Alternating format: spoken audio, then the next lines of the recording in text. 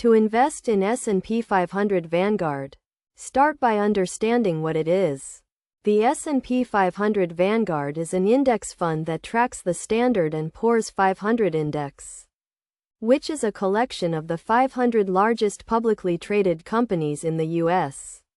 This fund is a low-cost and diversified way to invest in the U.S. stock market. First, you need to open a brokerage account. You can do this by going to the Vanguard website or by using a broker such as Fidelity or Charles Schwab. Once you have opened your account, you will need to fund it with money. This can be done by transferring funds from your bank account or by mailing a check. Next, you need to decide how much you want to invest. This will depend on your financial goals and risk tolerance. It is generally recommended that you start with a small amount and gradually increase it over time.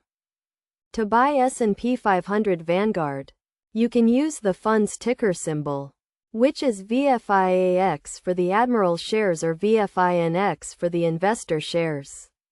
You can enter this symbol into the trading platform and select the amount you want to invest.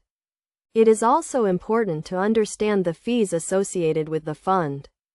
The S&P 500 Vanguard has a very low expense ratio of 0.04%, which means that for every $100 you invest, you will pay 4 cents in fees. In addition to understanding the fees, you should also consider the tax implications of your investment.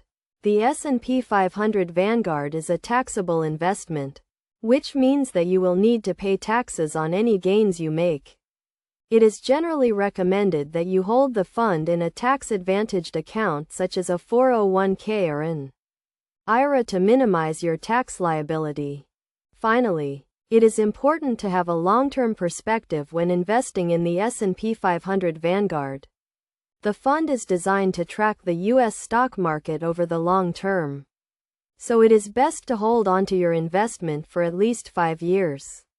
This will help you to ride out any market fluctuations and give you the best chance of achieving your financial goals.